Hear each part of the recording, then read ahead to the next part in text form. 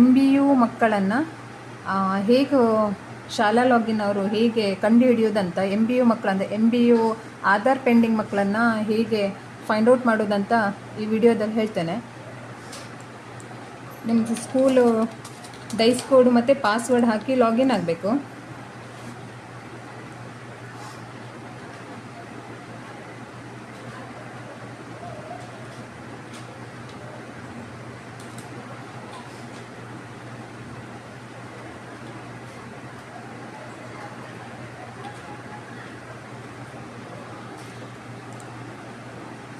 Login ಆದಮೇಲೆ 25, 26 click ಮಾಡಿದ ಮೇಲೆ ಇಲ್ಲಿ ಕ್ಲೋಸ್ ಅಂತ ಕೊಟ್ಟು ಇಲ್ಲಿ ಅಪಾರ್ MBU ಮಾಡೆಲ್ ಅಂತ ಸಿಗುತ್ತೆ, ಆಧಾರ್ MBU ಮಾಡೆಲ್ ಅಂತ ಸಿಗುತ್ತೆ. ಆಧಾರ್ MBU ಮಾಡೆಲನ್ನು ಕ್ಲಿಕ್ ಮಾಡಿದ ಮೇಲೆ ಇಲ್ಲಿ ಕ್ಲಾಸ್ ವೈಸ್ ಡಿಸ್ಪ್ಲೇ ಆಗುತ್ತೆ.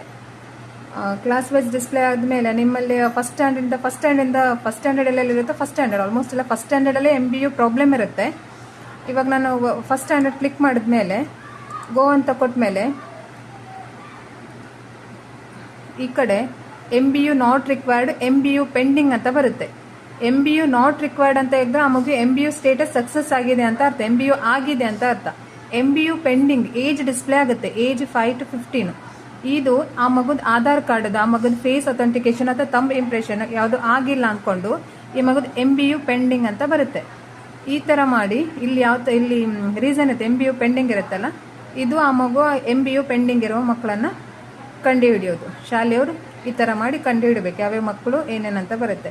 ಇನ್ ಕೇಸ್ ಇಲ್ಲಿ ನಿಮಗೆ ಕನ್ಫರ್ಮ್ ಆಗಿಲ್ಲ ಅಂತ ಆದರೆ ಇಲ್ಲೇ ಮೇಲ್ಗಡೆ ಆಧಾರ್ MBU ಸ್ಟೇಟಸ್ XLL ಬರುತ್ತೆ.